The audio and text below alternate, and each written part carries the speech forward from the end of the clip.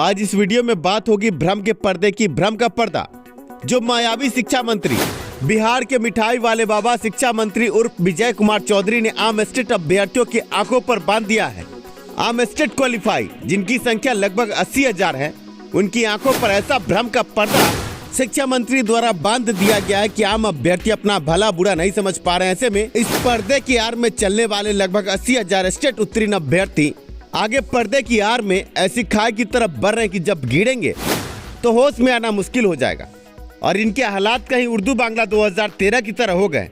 तो उर्दू बांग्ला 2013 के अभ्यर्थियों को सरकार शिक्षा विभाग ने ऐसे ही कागजी रसगुल्ला बांटा।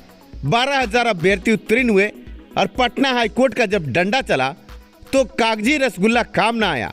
अभ्यर्थी नियोजन इकाई तक पहुंच गए थे, आवेदन भी हो गया था, नियुक्ति पत्र मिलने वाली थी, पर पटना हाईकोर्ट के बड़े फैसले के बाद अभ्यर्थी आज तक डिस्क्वालीफाई घोषित है और अभ्यर्थियों ने सुप्रीम कोर्ट तक अपील की, पर वहां भी हाथ सिफड़ी लगा, केस खारिज। ऐसे में उर्दू बांग्ला 2012-13 का क्या था मुद्दा, इससे आपको रूबरू कराते हैं। 2012-13 में उर्दू बांग्ला की परीक्षा ली गई।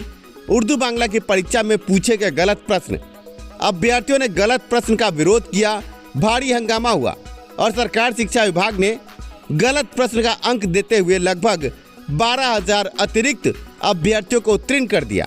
ऐसे में आप समझे कि जो पहले से अभ्यर्थी उत्तीर्ण थे उन्होंने इसका विरोध किया। पटना हाईकोर्ट में बड़ा केस हुआ और पटना हाईकोर्ट ने बड़ा निर्देश दिया कि गलत प्रश्नों के बदले अंक देना सही नहीं है और आम अभ्यर्थियों को डिस्क्वालीफाई घोषित किया गया।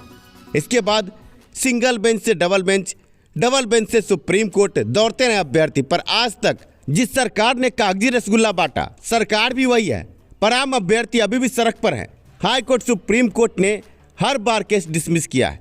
ऐसे में स्टेट 2019 अभ्यर्थियों को भी इनसे सबक लेना चाहिए। आज इस वीडियो का मकसद किसी को छोटा और किसी को बड़ा साबित नहीं करना है, हम बस हकीकत से आपको रूबरू कराने की कोशिश कर रहे हैं। ऐसे में आपको बता दें कि 2019 स्टेट की परीक्षा वर्ष 2020 में 9 सितंबर से 21 सितंबर के बीच में ये परीक्षा हुई। पूरे बिहार में 317 केंद्रों पर यह परीक्षा हुई, जिसका रिजल्ट 12 मार्च 2021 को जारी किया गया। 80,000 अभ्यर्थी क्वालिफाई हुए इस परीक्षा में। आपको बता दें कि 12 मार्च का जो रिजल्ट जारी किया गया था वो 3 विषय संस्कृत, विज्ञान और उर्दू के रिजल्ट को छोड़कर जारी किया गया था। ऐसे में आपको जानना चाहिए कि लगभग 80,000 अभ्यर्थी उत्तीर्ण थे और 80,000 में से 12 मार्च के रिजल्ट में 16,068 पेपर 1 में मेरिट में रखे गए और पेपर 2 में 8,531 अभ्यर्थियों को मेरिट में रखा गया। इसके बाद बाकी बचे 3 विषय संस्कृत, विज्ञान और उर्दू की परीक्षा का परिणाम 22 जून 2021 को जारी किया गया और इसी दिन मेरिट का कॉलम भी जोड़ा गया और 6,076 अभ्यर्थियों को मेरिट में रखा गया। ऐसे में कुल मेरिट में आए अभ्यर्थियों की संख्या 30,675 हो गई। मेरिट का कॉलम जुड़ते ही आम अभ्यर्थियों में जैसे हड़कंप मच गया और पूरे बिहार के अभ्यर्थियों में उबाल आ गया कि हमें नॉट इन मेरिट में क्यों रखा गया। ऐसे में आप अभ्यर्थी समझे कि सरकार शिक्षा विभाग ने अभ्यर्थियों के साथ धोखा किया। आम अभ्यर्थियों के हंगामे को देखते हुए 26 जून 2021 को सरकार ने कागजी रसगुल्ला जारी करके अपना पल्ला झाड़ लिया और मायावी शिक्षा मंत्री ने यह फरमान जारी कर दिया कि अब सभी जो भी क्वालिफाई हैं उनको हम नियोजन इकाई में भेजेंगे। अभ्यर्थियों के बीच भ्रम की स्थिति क्या है?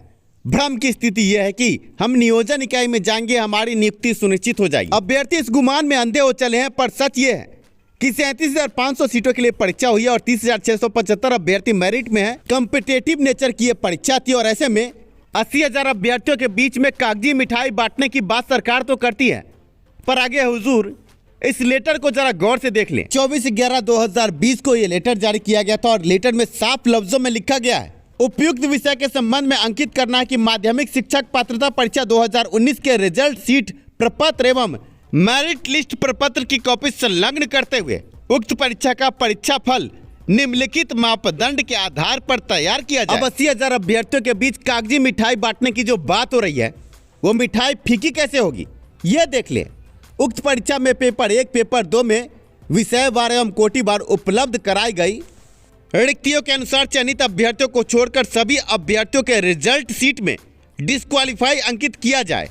ऐसे में आप समझ सकते हैं कि सरकार शिक्षा विभाग का ही फरमान है कि जो भी अभ्यर्थी इन मेरिट में है वो क्वालिफाई, अर्थात 30,675 अभ्यर्थी क्वालिफाई और बाकी बचे नॉट इन मेरिट अभ्यर्थी डिस्क्वालीफाई। अब कुछ अंधभक्त ये कहेंगे कि ये तो बीएसईबी पटना का लेटर है, परीक्षा नियंत्रक का लेटर, इससे शिक्षा विभाग को क्या लेना देना। अंधभक्त तो ये भी सवाल उठाते हैं कि बीएसईबी पटना ने मेरिट कैसे बना दिया।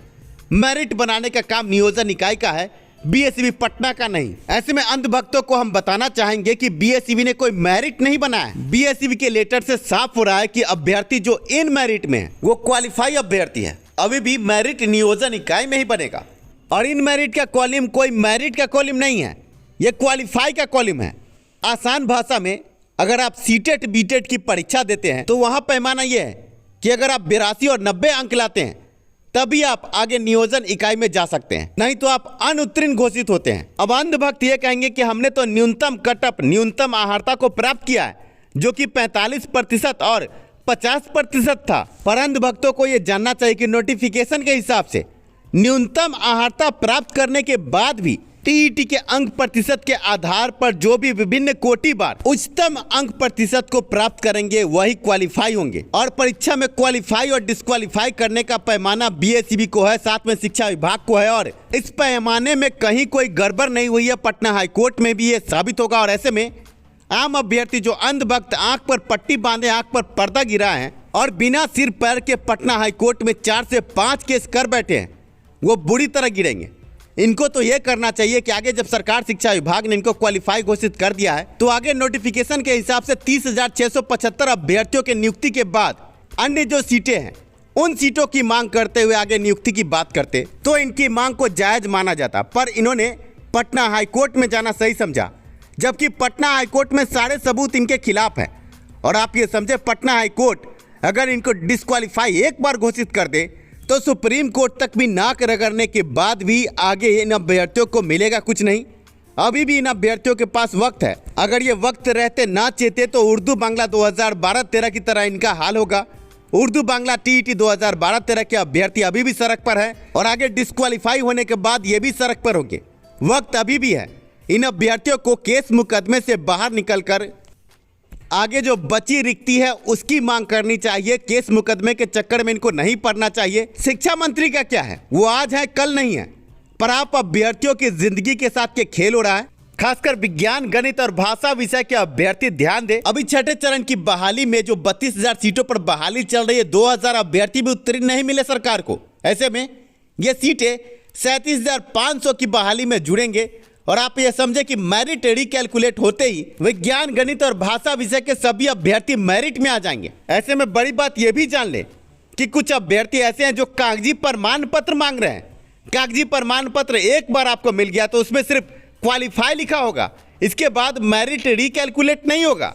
फिर 80,000 अभ्यर्थियों के साथ घूमते रहिएगा नियोजन इकाई में। और हाईकोर्ट ने एक बार डिस्क्वालीफाई घोषित कर दिया तो फिर आपका हर्ष उर्दू बांग्ला 2013 अभ्यर्थियों की तरह होगा। आज आप लोग क्यों शिक्षा मंत्री का घेराव कर रहे हैं? 7 सालों से उर्दू बांग्ला टीईटी उम्मीदवार रिजल्ट जारी करने की मांग कर रहे हैं, लेकिन इस रिजल्ट के ऊपर में अभी तक के कोई कार्रवाई नहीं हुई है। जबकि मुख्यमंत्री से लेकर के शिक्षा मंत्री तक 7 सालों से सिर्फ आश्वासन दे रहे हैं। पूरे हिंदुस्तान में रिजल्ट दे करके कहीं भी उम्मीदवारों को फेल नहीं किया गया है। कहीं भी उम्मीदवारों को फेल नहीं किया गया है, पर बिहार में फेल किया गया है। और यही हालात एस्टेट 2019 क्वालिफाई अभ्यर्थियों के साथ भी हो सकते हैं। अभी भी वक्त है, वक्त रहते संभल जाइए। बीएसईबी ने कोई मेरिट नहीं बनाया, ये गलत आप अभ्यर्थियों के बीच में भ्रम फैलाया जा रहा है। बीएसईबी ने कोटिवार और विषयवार जिन्होंने उच्चतम प्राप्तांक प्राप्त किया है उनको क्वालिफाई किया है। आगे मेरिट नियोजन इकाई में ही बनना है। 30,675 क्वालिफाई अभ्यर्थियों का मेरिट बिहार सरकार के नियमावली के हिसाब से आगे नियोजन इकाई में ही बनेगी और अभ्यर्थियों को नियोजन इकाई द्वारा ही स्कूल आवंटित होंगे। ऐसे में भ्रम और भ्रांति में न रहें। आशा इस वीडियो को देखने के बाद आपकी आंखें खुली होंगी और आप एस्टेट क्वालिफाई अभ्यर्थी शिक्षा सुधार के साथ खड़े होंगे। धन्यवाद वीडियो देखने के लिए, साथ देने के लिए। वीडियो पसंद आया तो लाइक जरूर करें और अन्य अभ्यर्थियों को भी यह वीडियो जरूर शेयर करेंगे जिससे आम अभ्यर्थियों के बीच भ्रम और भ्रांति दूर हो। धन्यवाद वीडियो देखने के लिए।